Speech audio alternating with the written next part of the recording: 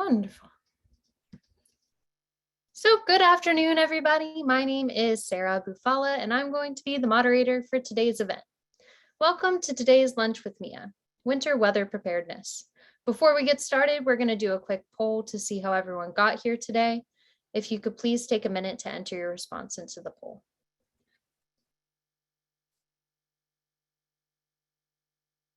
Sorry, Sarah, poll wasn't available in this version. Fine. That's fine. Then we're not going to do a poll today. But thank you guys for coming. I would like to go over some quick housekeeping rules. This event is being recorded as you've acknowledged when you arrived. Please leave your phones and computers on mute during the event. If you're not presenting, please keep your cameras off. If you have questions for today's speakers, and we do encourage you to ask questions, please use the chat box and make sure that the questions are sent to everyone, not just specifically for the presenter or the host. We'll save a time at the end for a Q&A period. So in the winter season, we usually think of activities that come along with enjoying the holidays, time with family, and freshly fallen snow.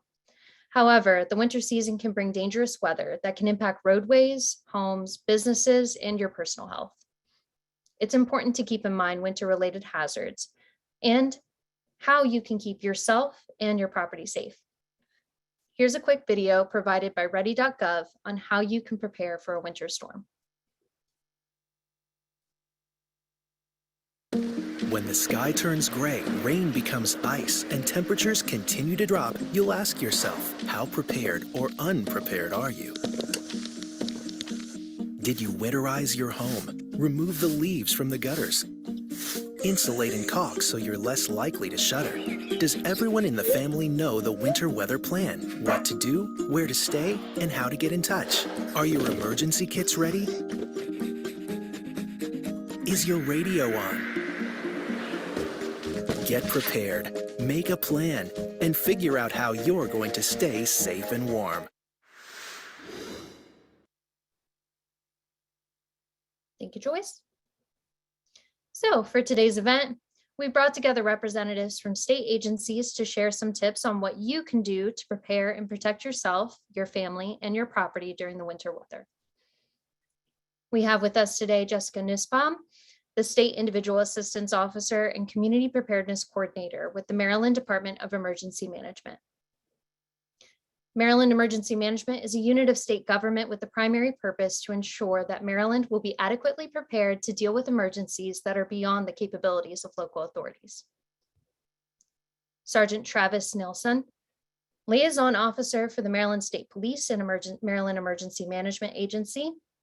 The Maryland Department of State Police serves the people of Maryland and those who visit our state through purpose policing that protects our citizens, prevents criminal acts and traffic crashes, and provides the highest quality of law enforcement services available.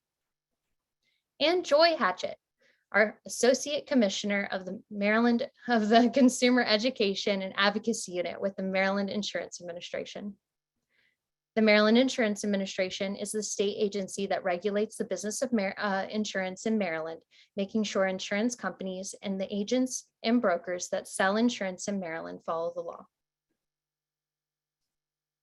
So to begin our presentation, Patty Dorn, will you be asking the questions today or? Yep, I got it, Sarah. Thanks so much. Welcome, panelists. I'm Patty Dorn, and I'm going to be going ahead and asking the panelists the questions today. We're going to be going through 8 questions that I have for them. The first question is for everyone. After that, you can just kind of chime in as you see fit. So the first question, each of your agencies has a specific role in preparedness and assisting Maryland residents. So please briefly explain how your agency serves Marylanders and your agency's role in preparedness. So I guess I'll go first. The Maryland Department of Emergency Management works with our local offices of emergency management to discuss community needs. So this might be something with assisting with planning for various types of hazards, or it could be, working with them during some kind of event or after an event in the recovery phase to determine if they have needs outside of their own capabilities. And then we would help to connect them with other state agencies or federal resources to help get the community back on their feet.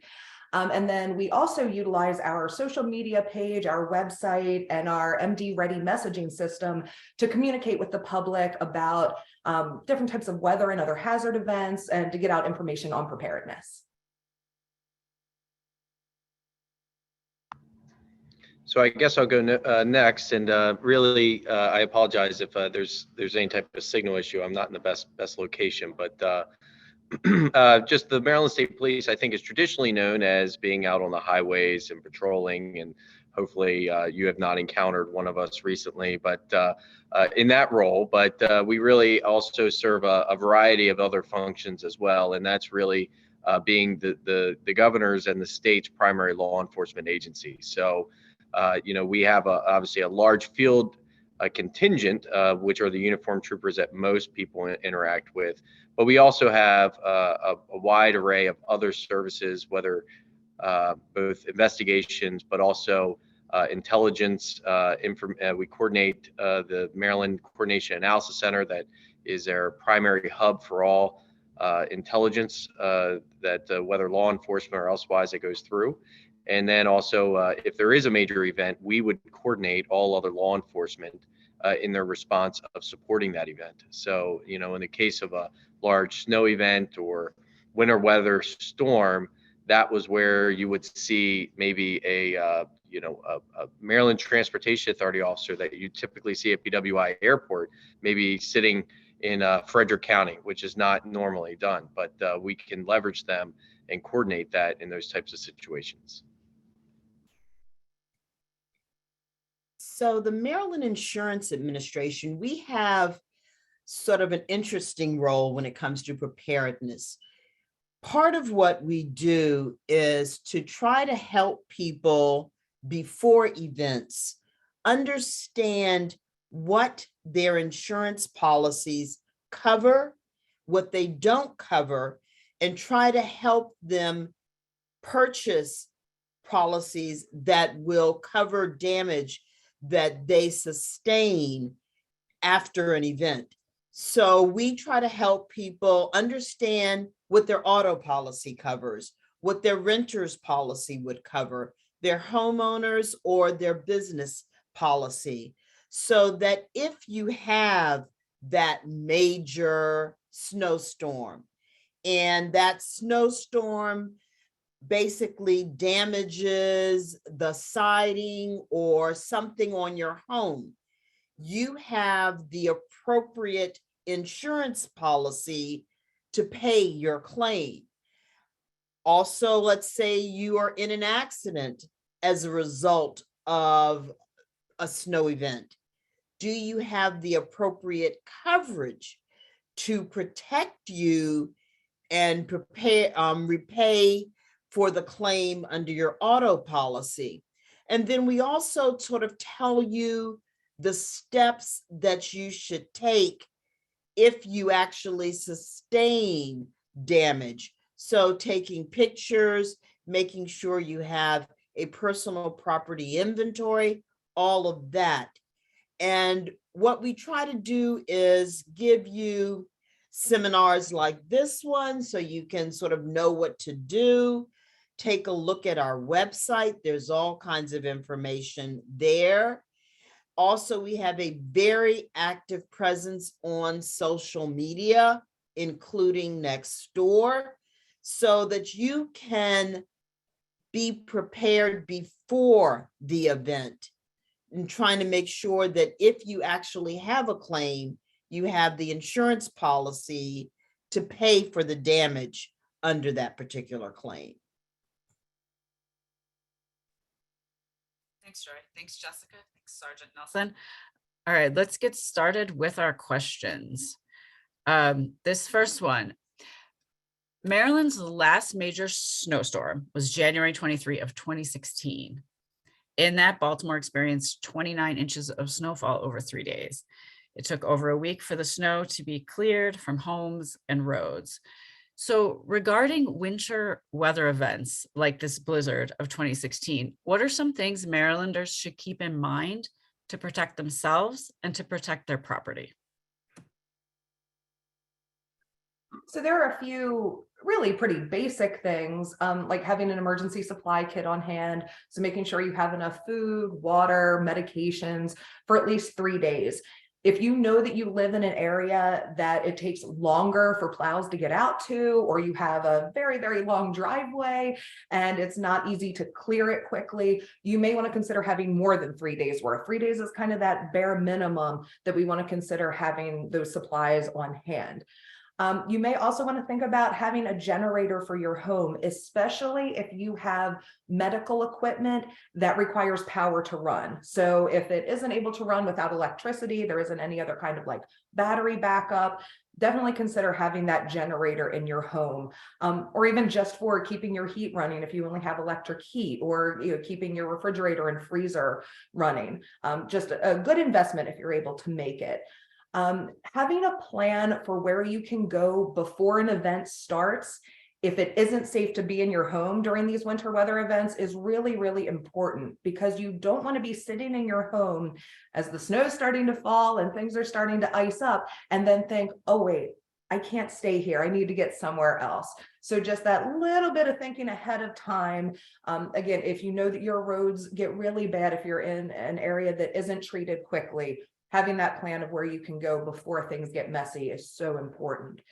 One thing that was learned during that Snowmageddon year, that 2009-2010 event, is if you have a structure that has a flat roof, so the snow is not going to be able to, gradually slide off of it, you want to have a plan for removing the snow kind of as it's coming down, because if it gets too heavy and all that snow is just packing down, your structure is likely to collapse. So again, just these things that you're thinking about ahead of time. Trust me, I know a lot of people don't like going out in that snow when it's still falling and you're continually removing. But again, to protect that property, that could be your best idea. Then making sure you have shovels and ice melt on hand, or if you have an arrangement, with a snow removal company or a neighbor, something like that, just make sure you know ahead of time that you either have the supplies that you need for the snow and ice removal, or again, you have that plan for it to be done for you. And also just make sure if you are going to be outside that you have the appropriate cold weather gear on hand. So hats, gloves, scarves, just anything to help avoid hypothermia and frostbite and any other issues that you could experience from being exposed to cold weather for too long.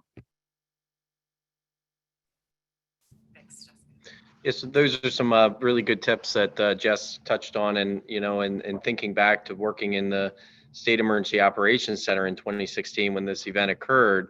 I distinctly remember the snow getting so bad on 70 and 270 that vehicles became trapped, and the superintendent of state police and the then MEMA administrator and everybody was sitting in a room trying to figure out not only how do we get these cars out, but how long have they been there. And so I think just thinking to that event for these major weather events is in particular is if you do get stuck for an extended period of time, do you have a way to keep yourself warm? Do you have some hydration and things of that nature? So it really, though, we emphasize it over and over again is really, we rarely get surprise snowstorms, really significant surprise snowstorms. So taking those opportunities to say, let me just go ahead and fill up my tank now and get what I need and hunker down. We know certain people have to leave, but I could poll my colleagues, and I guarantee you that the people that they encounter out in the ditches during these events are not going to essential places that they needed to travel to. More than likely, it's something that they either got a little stir crazy for multiple days of being indoors and things of this nature. Now, maybe the pandemic better prepared us to hunker down a little bit better for longer durations, but I think really, putting those in this time of year in general, just go ahead and just put the stuff in your vehicle, and ensure that you can, understand that it's going to take us an extended period of time. And when I say extended period of time, multiple hours potentially to get to you, because we're in the same storm too.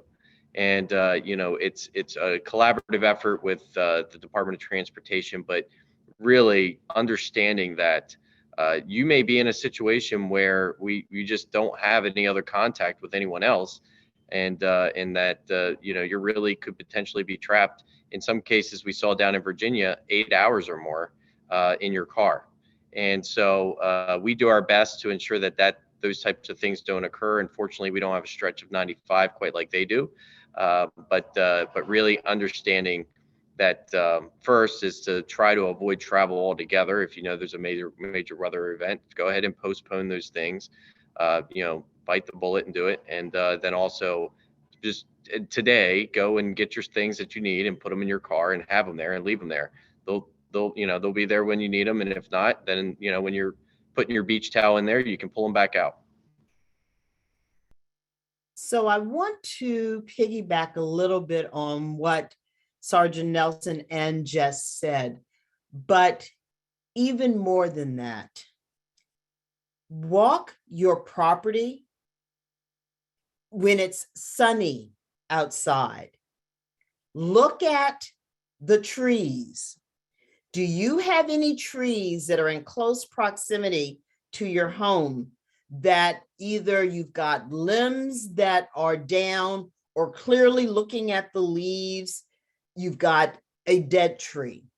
Because remember, with the snow and the ice, those things break.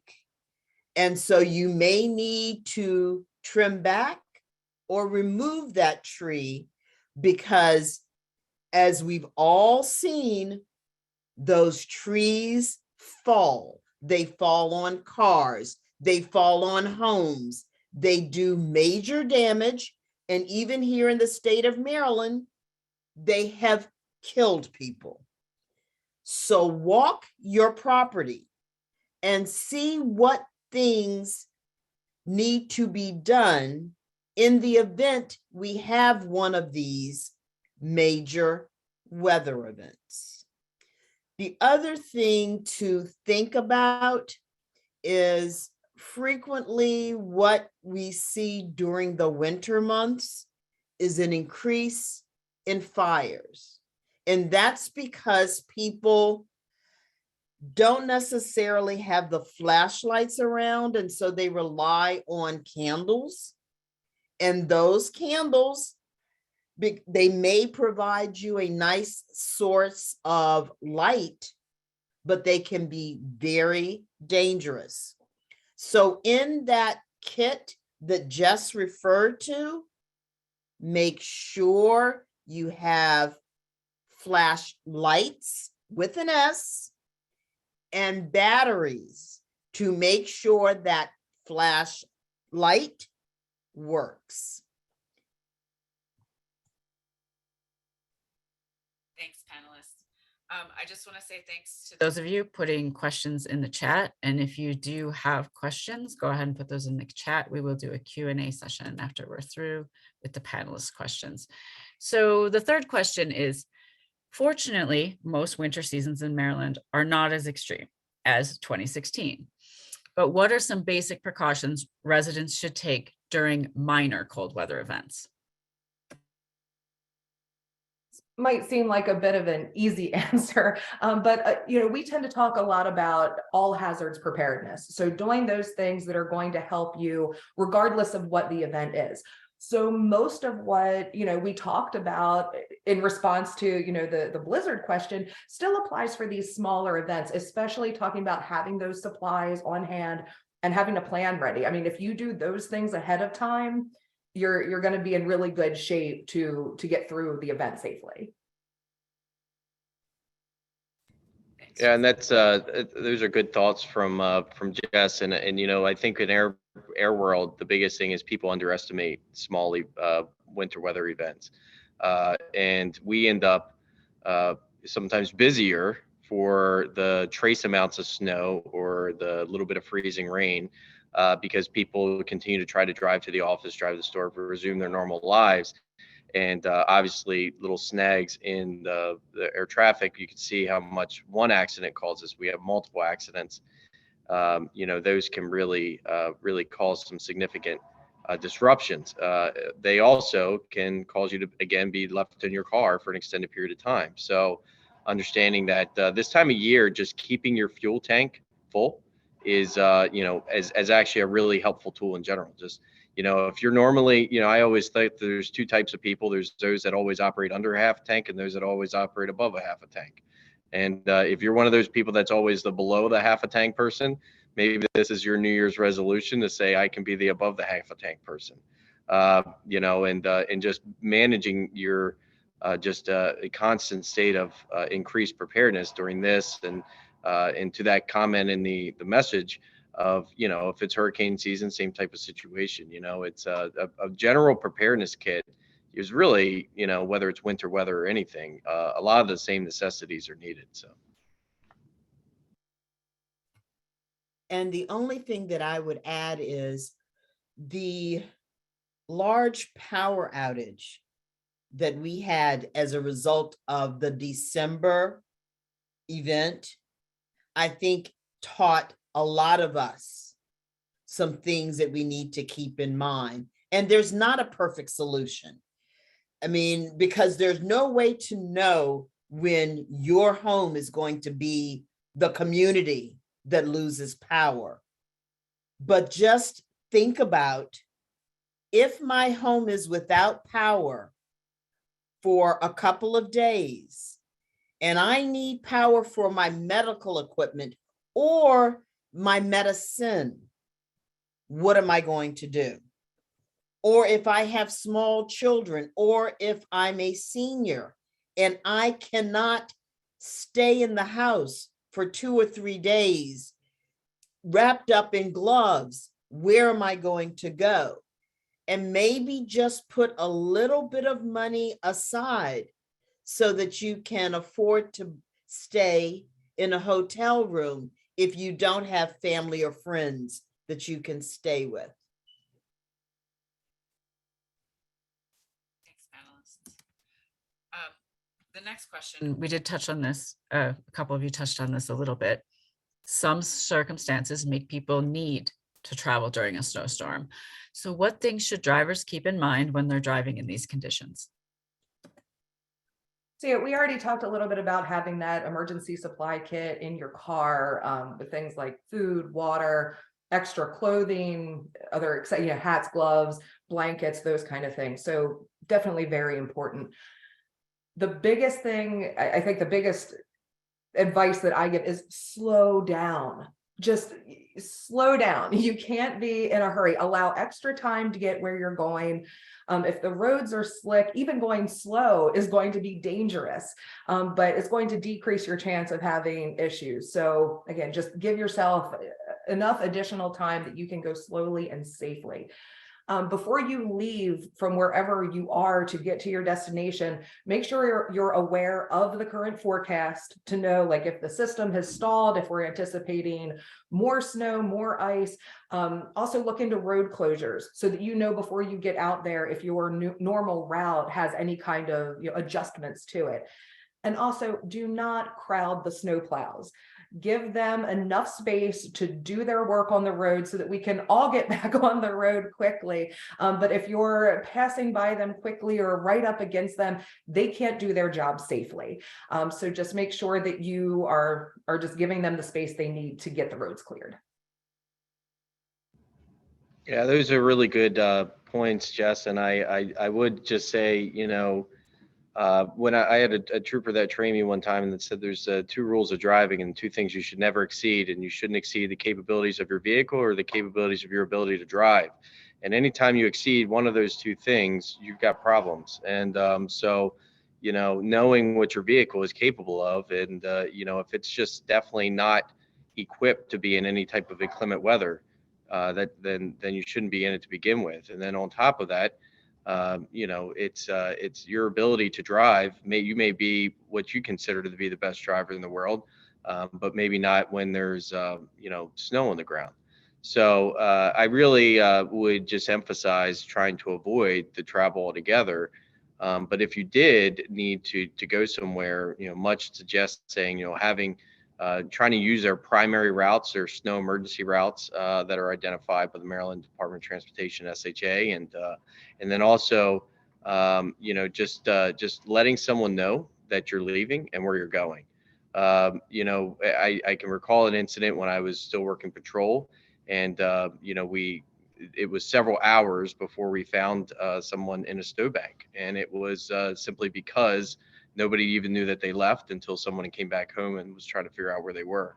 So that notification is important, because if something, you know, we assume that if something happens, you'll be able to call your phone. But if you're in such a way that your vehicle is disabled, or you are, and then you know, you need to have somebody that's willing to give us a call and say, hey, you know, my person didn't reach their destination, now I can't reach them. And then you know, yes, can you legally use your telephone while you're driving, you know, with hands-free devices? Sure. Is it a good idea? No. So you know, remove the additional variables of distraction while you're trying to drive in these elements, and focus on what you're doing, and much of what Jess said, slow down. Patty, I don't have anything to add. Both Sergeant Nelson and Jess covered everything. All right, sounds good. So next question, what can Marylanders do to prepare for cold weather power outages? I think we covered this pretty well. Again, just, you know, if you're able to have a generator or a non-electric heat source, that's really important. And then having that plan of where you can go, knowing the location of warming shelters in your area, that if you need to warm up, charge your devices, etc., you know where ahead of time. Yeah, and you know, I think power outages in general, you know, just when we had the plane crash in Montgomery County recently, you know, one of my bosses called me and they said, well, what should we be concerned about? I said, it's not the plane. You know, we talking to the person, we can get that down. It's a power outage. You know, how long is it going to last? What are the temperatures going to be? And what are the impacts going to be? And so I really, you know, think that, you know, in general, regardless of the season, being prepared for a long-term power outage is important, because more and more of our lives are dependent on electricity, whether it's with communication devices. Many of us don't have hardline phones anymore, whether it's you know, heating or anything else, and people go to desperate measures, unfortunately, to try to heat their homes. And you know, as Joy probably mentioned, those it cause big problems. So just being in general prepared for not having power for, you know, 24 to 48 hours or even more, I think is critical. And the only thing, once again, that I would add is to put aside just a little bit of money. Don't depend on being able to go to that ATM machine, because that ATM machine may or may not work. But just put aside a little bit of money, a little bit of cash. So if you need to, you can use that and find a place to stay. Thanks, everyone. All right, so the risk of house fires, it does increase during the coldest time of the year. And during these power outages, some may be inclined to use gas-powered equipment for heat indoors. So what would you say to a Marylander who may be inclined to use their gas-powered equipment for heating their home?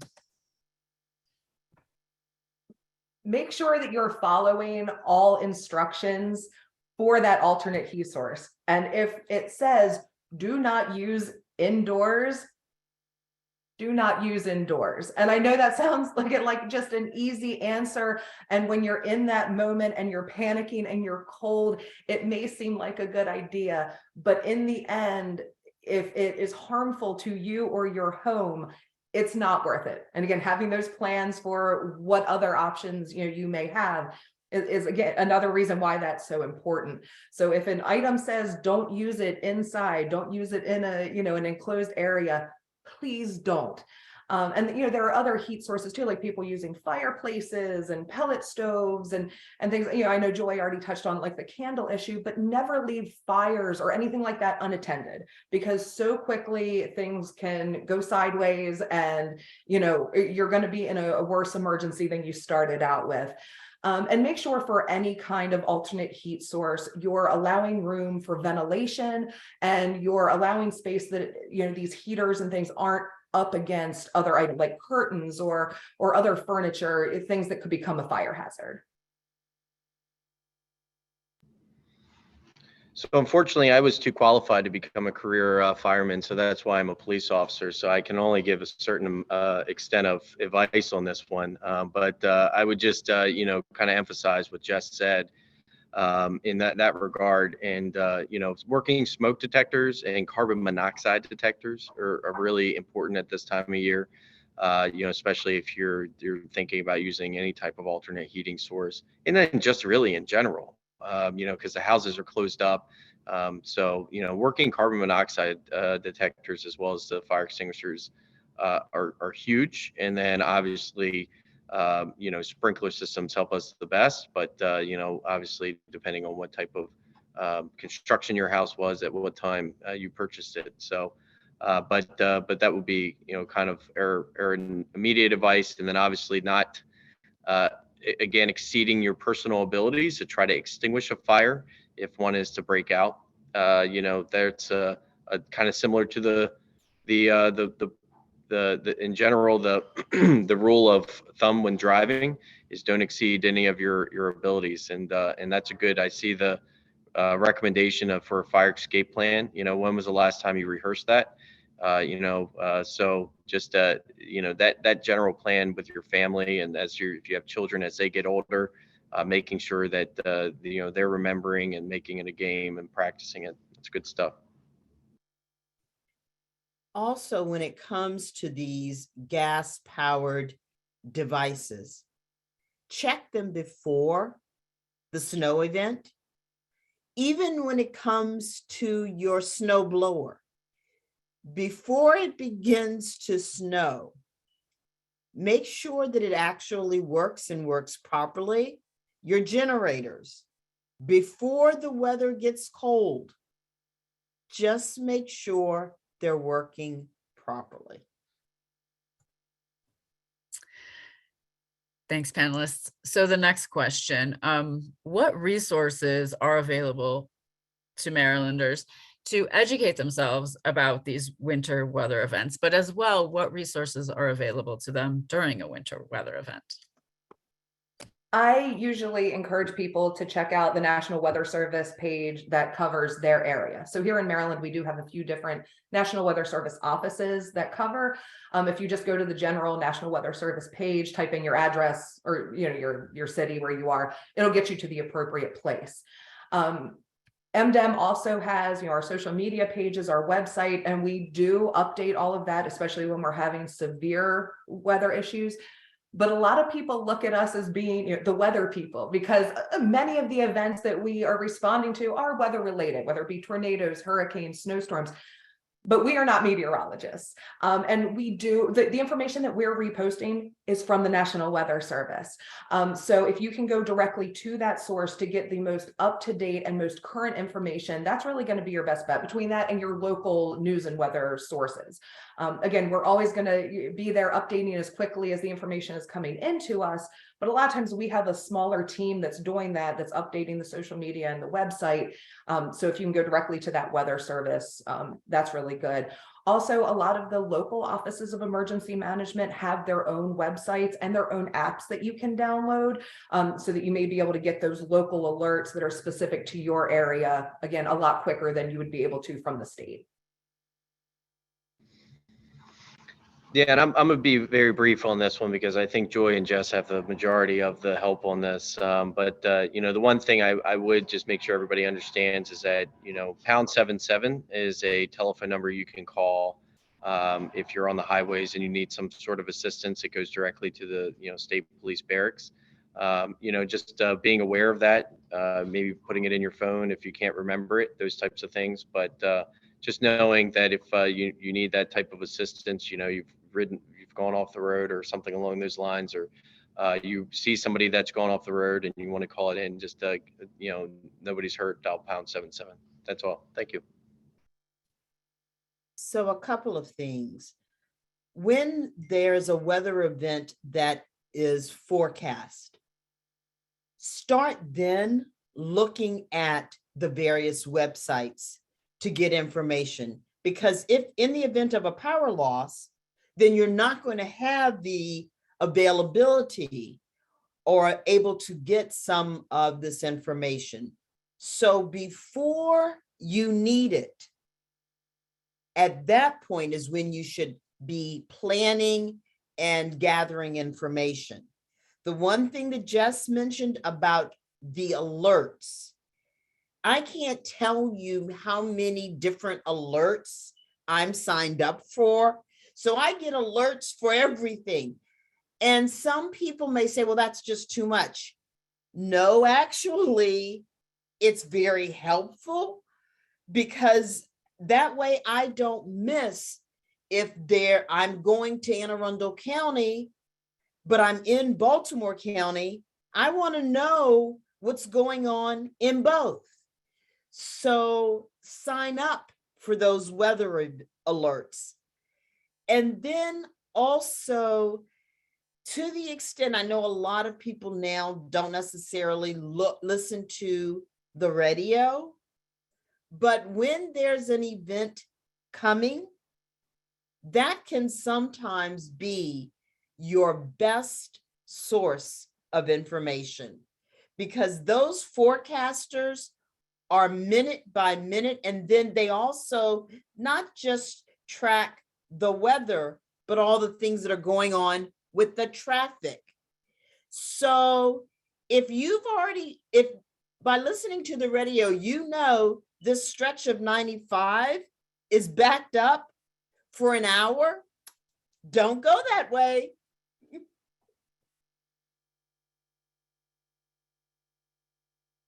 Thank you very much. I think we might have lost Patty, but there's one more question. Are there any other words of wisdom that you guys would like to share? I'm going to sound like a broken record, but I am okay with that.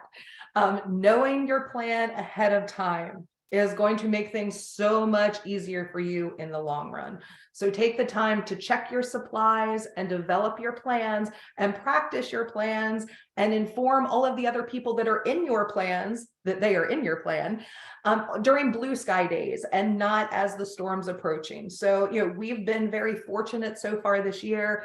We've only had like a week of really cold days, and we've had very little winter precipitation so far. So now is the time to start thinking about all of these things. Actually, probably a month or two ago was the time to start thinking about these things. But if you haven't already, take the time now to make these plans, make sure you have the supplies on hand and prepare yourself so that when the storm hits, you can be sitting back in your slippers with your hot chocolate and looking out at the beautiful blanket of snow. I can't remember the last time I was able to sit in with my slippers and a hot chocolate and look at a blanket of snow, Jess. So usually we're all together, but really, I think my parting words here would be to ensure that you don't become over reliant on technology. Every time people get in the car, they may plug in their address and just follow wherever the little Waze guide takes them, or the Apple Maps or Google or whatever the preference is. Knowing alternate routes is important. Not over relying on some of these devices. Not assuming that you can just jump in the car and your phone's going to work, and you're going to just because you are comfortable in your slippers and tank top and pajama pants, are you prepared to be in those pajama pants for the next 8 hours in the snowbank? So. Little things like that, I think, are really important in terms of thinking about those. And then don't assume that you're a good enough driver that you don't need to worry. Even if you're the best driver in the world, you can't account for everybody else on the road. So you need to make sure that you can have the biggest 4-wheel drive vehicle, designed to eat snow for breakfast and hurricanes for lunch. But at the end of the day, it doesn't account for the other people on the road that may block the pathway and so forth. And we have a lot of bridges and tunnels, and those connect our major routes, and those are sometimes the first ones to be compromised by weather. So just this time of year, you just have to be ready to potentially have your travel plans be significantly snarled. So, but thanks for the opportunity, and hopefully that's the best wisdom I can provide. So I know all of us have said to you guys, get a emergency kit. And people think, well, oh my gosh, where do I start? I can't afford to do that. It's just too much money. So I know that on Jess's site at MDM, she's got some really good information. Also, you can look at the Red Cross's website. They've got some really good information. But this is what I tell folks.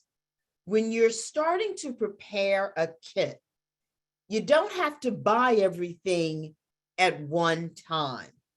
When you go to the grocery store, just pick up a couple of things. And over time, you will have everything that you need in that kit. So start by going to the website, find the things you need, and then when you go to the store, pick up one or two things and build your kit accordingly. Also, we say to folks, we'll develop a plan. And that also may be, oh my gosh, that's just too hard. I can't do that. Baby steps. Okay, so the first thing to think about, all right, if there's a fire, how do I get out of my house? And let that be your focus, and focus on that with your family. Then once you've got that plan, move to the next thing. If I'm trapped in my vehicle, what should I do? So you don't have to, oh my gosh, I got to do all of this in one time. Baby steps. Thank you, panelists. So we're going to move on to our Q&A session. Joyce, if you'd like to put up the contact information in case anyone wanted to write down the emails for the panelists. So chat went away. So our first question, and I think Joy was just touching on this with the Red Cross and the website for Maryland Emergency Management. Do you have a prepared list to distribute for the public to create their own winter weather kit or storm kit? Shouldn't we also have storm kits for any season? So, and who's removing snow off of roofs? So that's kind of a different question, but yeah, about the kits. Yeah, for the kit, absolutely. And that's why I said about taking an all hazards approach to preparedness. A lot of what you're putting together for this emergency supply kit, they're going to be basic supplies that could be useful across the board, whether you're, hunkering down because, a hurricane or, other severe storms are out there, or it's snow. Obviously, you're going to have a couple specialized things like your shovels, your ice melt, that's going to be specifically for winter, but largely what you're putting together is going to help you regardless. And as Joy said, there are several resources available. There's no real one size fits all for an emergency supply kit because everybody's family compositions are different. So if you have infants or older adults in your household, you want to take that into consideration as well.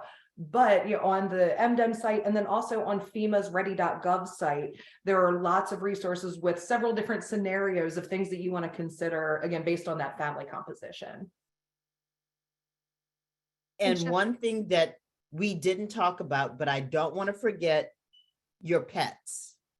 When you're preparing that emergency kit, make sure that you have some food and whatever your pets need. And there are templates for pet supply kit checklists out there as well. So I think this goes back to the beginning of our conversation, and you guys were talking about people that you can contract to remove snow from your roof or to remove snow from your property. So they're saying, if you know anyone or what companies, or how can I find these companies that can remove snow from our roofs? I would recommend Google. Unfortunately, we don't have lists. We can't promote any kind of, private contractor or things like that. But, in your communities, it might be something as simple as a neighbor or someone else that lives in your community. I know maybe I'm dating myself, but there used to be kids that would come around and like want to shovel, the other houses in their neighborhood. So, finding out if there are kids that a few doors down. But again, just looking at snow removal companies, there may be some who, purely contract for larger apartment complexes or business, kind of things. But you might find one that is able to do, single household. I used to live with a roommate who had, a contract with just a local guy. I think he also did like, lawn stuff. So just again, going online, doing that Google search and seeing who in your area is available for that kind of work. Thank you. So, we have someone that said that they live in a condo. They don't have a fireplace and they lose electricity more than most in this community, in the community that they live. They're handicapped and rely on an electric chairlift and a CPAP machine. Getting cold, of course, gives them pain. And are there any recommendations for this person? So I would say that I would start by contacting the Department of Disabilities, the Maryland Department of Disabilities, and see if they have any programs or suggestions as to how you can either get on a list for services or any ideas about who you should reach out to. But I would start with the Maryland Department of Disabilities. I agree. Thank you. Are there any resources for purchasing generators for people who are on a fixed income and have necessary medical equipment?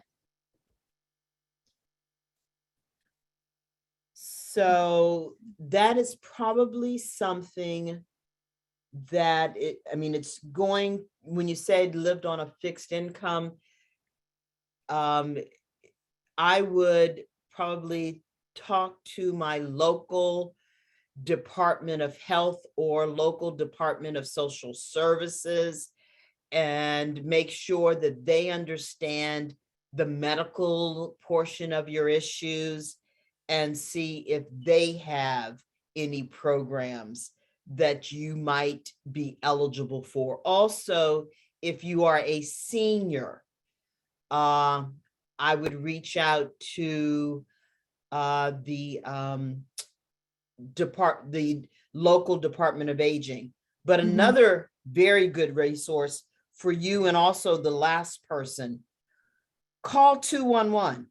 Yeah. Because 211 keeps a ton of resources and they can probably refer you to some agencies or other entities that may be able to assist. So that's 211.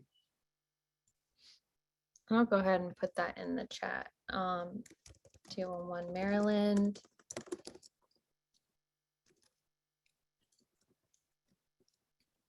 For resource recommendations.